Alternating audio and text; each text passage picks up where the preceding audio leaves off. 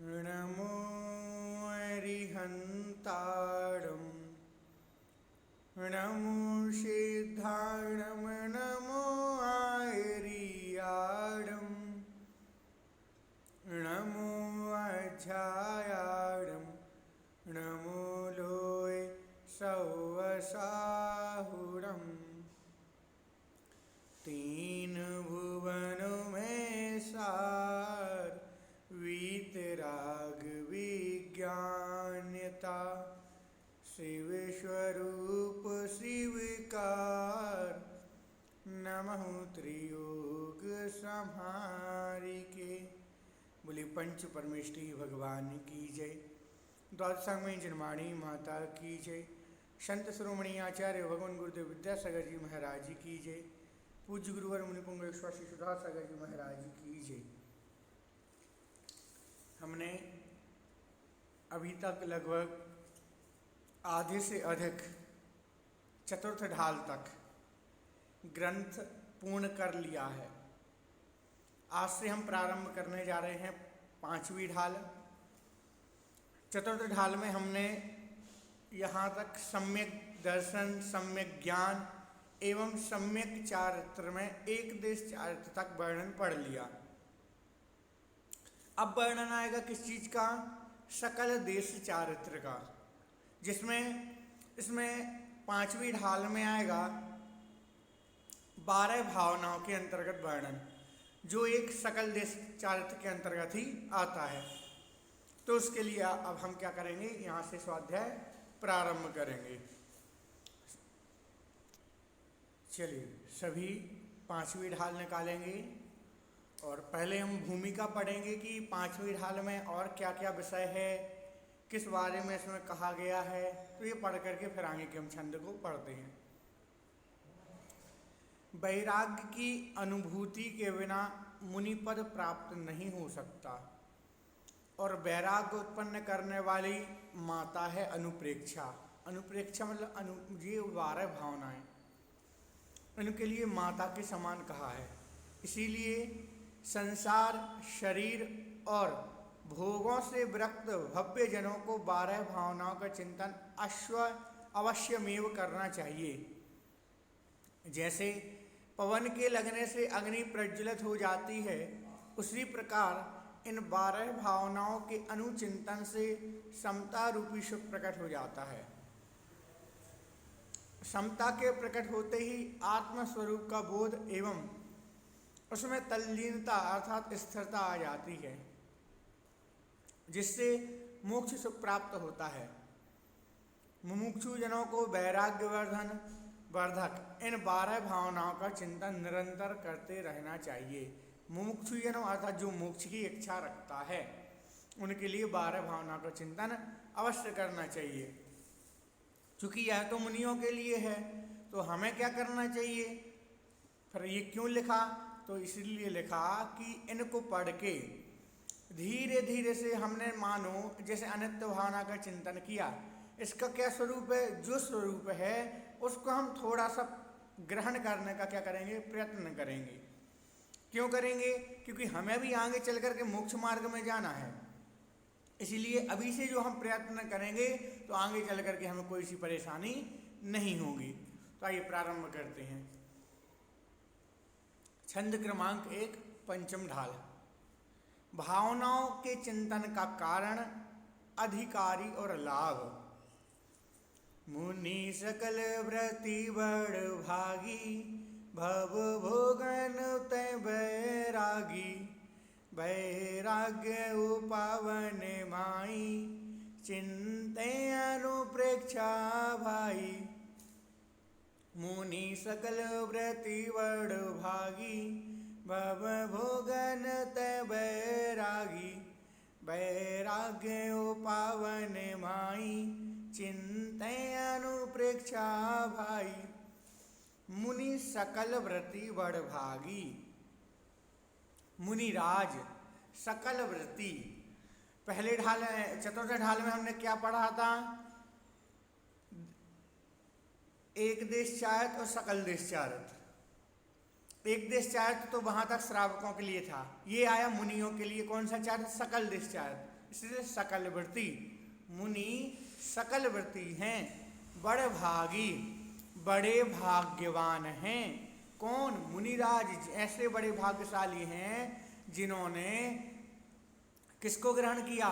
जिन्होंने इस मोक्ष मार्ग पर चल करके इस सकल चारित्र को धारण किया, इसीलिए यह बड़े ही भाग्यशाली हैं। भव भोगन तय बैरागी, कैसे हैं ये मुनिराज? भव भोगन तय, भव भोगों से, अर्थात जो सांसारिक चीजें हैं, मतलब संसार की जो भोग वाली वस्तुएं हैं, जिनको भोगने से संसार में फंसते ही फंसते जाते हैं, कर्मबंध होते हैं एवं यहाँ पर रह करके चारों गतियों में भ्रमण करना पड़ता है। तो ऐसे इस संसार संबंधी समस्त भोगों से क्या हैं? बैरागी, बैरागी हैं अर्थात दूर हैं।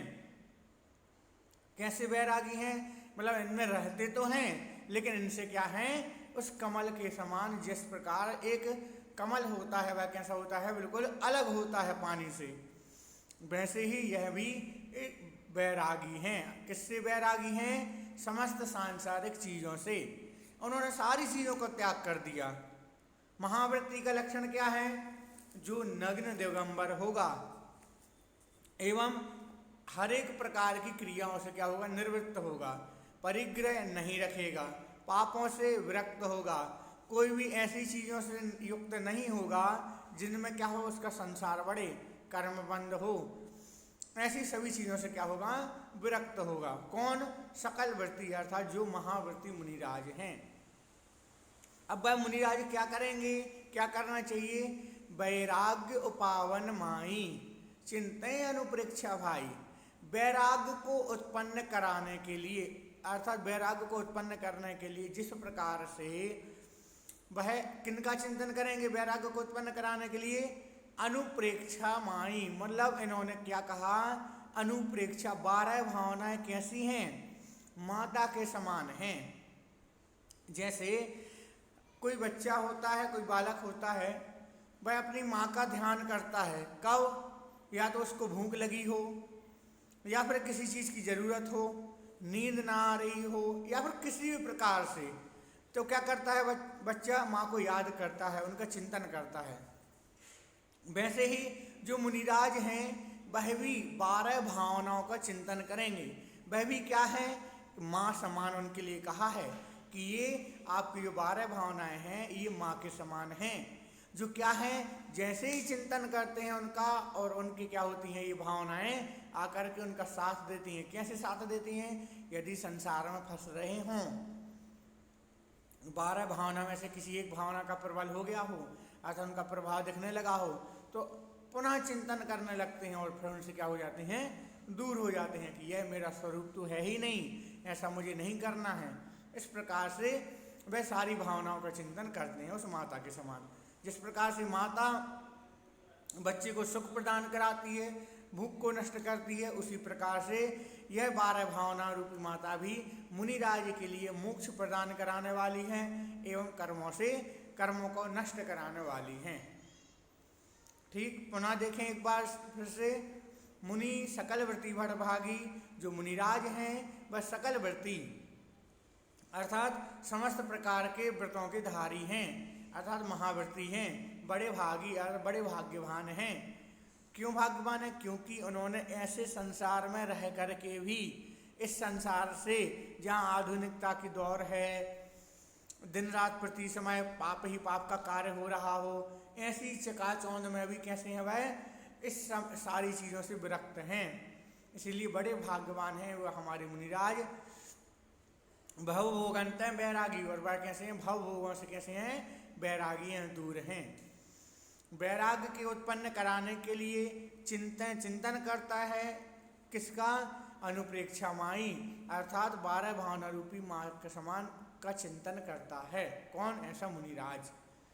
ठीक, हे भाई, मुनिजन अहिंसा आदि 5 महाव्रतों के धारी होते हैं। वे बहुत पुण्यवान हैं और संसार के भौतिक सुखों से विरक्त रहते हैं। वे वैराग्य को उत्पन्न करने के लिए माता के समान 12 भावनाओं का चिंतन करते हैं। यह हुआ छंद क्रमांक 1 का अर्थ। ठीक, आया सभी के लिए समझ में? सामान्य से अर्थ है, कुछ विशेष कठिन नहीं है। ये भूमिका है कि किस प्रकार से 12 भावनाओं का यहाँ पर प्रारंभ कर रहे हैं, कि 12 भावनाओं का वर्णन अब प्रारंभ करेंगे। इस प्रकार से यह हुआ। आइए अब देखते हैं दूसरे नंबर का छंद। क्या कह रहे हैं इसमें? भावनाओं का फल। 12 भावनाओं को भाने पर किस चीज का फल मिलता है? क्या फल मिलता है? क्योंकि हम सभी क्या हैं, हम सभी कोई भी कार्य करते हैं उसके पीछे उसका लॉजिक प्रयोजन देखते हैं, या फिर उससे प्राप्त होने वाली चीज देखते हैं कि हम यह कार्य तो कर रहे हैं परंतु इससे हमें क्या मिलने वाला है। तो ऐसे ही इसलिए कह दिया कि आप यदि 12 भावनाओं का चिंतन करते हैं तो आपको क्या मिलेगा? इन चिंतत सम सुख जागे, जीमी ज्वलन पवन के लागे, जब ही जिए आत्म जाने, तब ही जिए शिव सुख ठाने। इन चिंतत सम सुख जागे, जीमी ज्वलन पवन के लागे, जब ही जिए आत्म जाने, तब ही जिए शिव सुख ठाने। इन चिंतत, इनका चिंतन करने से सम सुख जागे, क्या होता है, क्या प्राप्त होने वाला है? यदि आप इन 12 भावनाओं का चिंतन करते हैं तो सबसे पहले तो सम सुख, समता रूपी सुख जागे अर्थात उत्पन्न होता है या फिर प्रकट होता है। सबसे बड़ी चीज क्या है? समता। यदि हमारे अंदर समता उत्पन्न हो गई, हमारी अंदर यदि समता भाव आ गया तो फिर हम क्या हैं, सारे कर्मबंध से, पापों से धीरे धीरे छूटने लगेंगे। क्यों? अभी हमारे अंदर क्या है? क्रोध है, मान है, माया है, लोभ है, ये सारी चीजें हैं। यदि हम इनको ही समता भाव से धारण करें कि क्रोध करना नहीं करना, मान क्यों करें, लोभ कर रहे हैं तो क्यों कर रहे हैं, इन सारी चीजों में यदि समता भाव आ गया हमारा तो क्या होगा? यही सबसे बड़ा सुख हो जाएगा। क्यों? क्योंकि यह हमारा इसके बाद आगे कर्मबंध में अर्थात कर्मबंध थोड़े कम होंगे, पाप भी कम होंगे, पापों से बचेंगे तो स्वतः ही सुख मिलेंगे।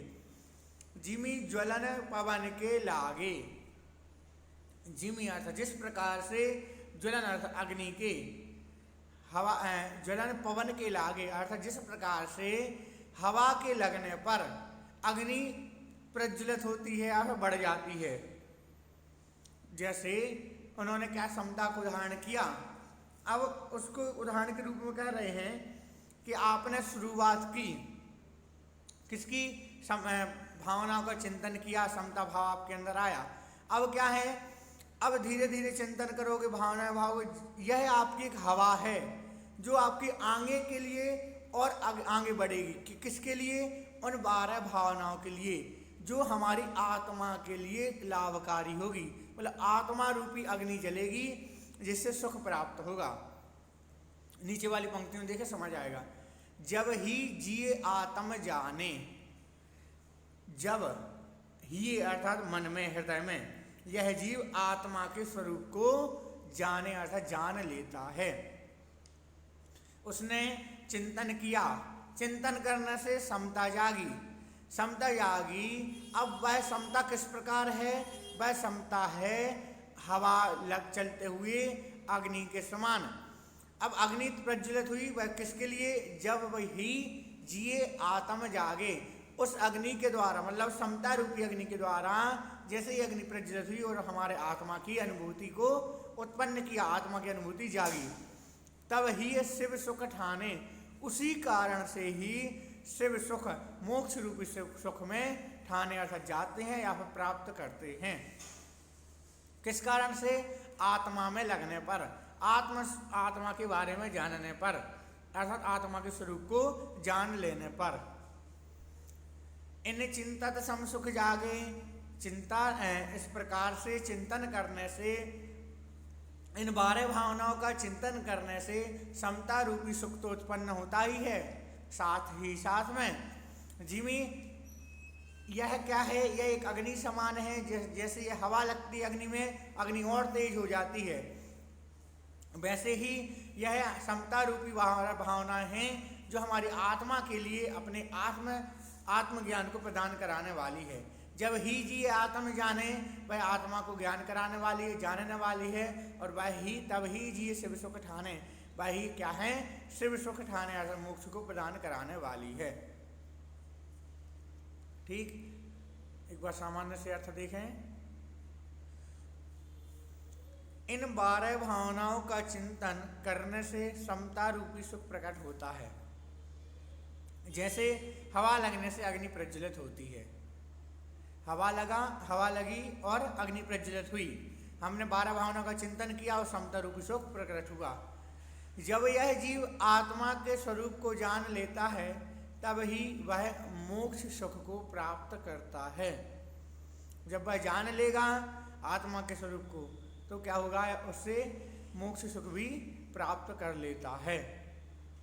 हम जब तक आत्मा से अनभिज्ञ हैं, हमें आत्मा के स्वरूप के बारे में नहीं मालूम कि आत्मा का क्या स्वरूप है, कैसे हमें अपना ध्यान करना चाहिए, ये सारी चीज़ें, इन सारी चीज़ों को यदि हम जान लेंगे, समझ लेंगे, तो इससे क्या हो जाएगा, फिर हमारे लिए मोक्ष प्राप्त करने में आसानी होगी।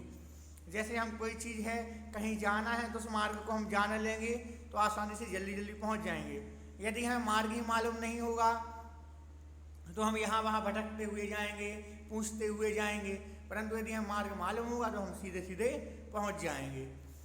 तो ये हुआ, ये भूमिका हुई जिसमें भावनाओं का चिंतन करने का कारण एवं भावनाओं का फल, कि यदि आप भी भावनाएं भाते हो तो आपको भी इस प्रकार से फल प्राप्त होने वाला है।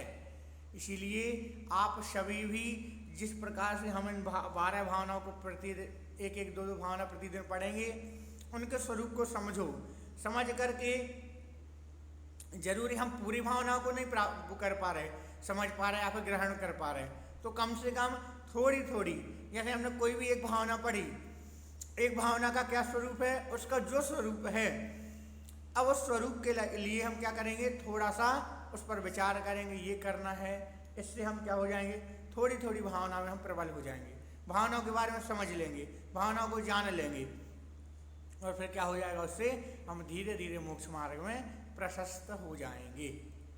ठीक, आया सभी के लिए समझ में, दोनों के दोनों छंद समझ में आए अच्छे से। सभी जनमानस स्थिति हेतु अपने हाथों को जोड़ेंगे।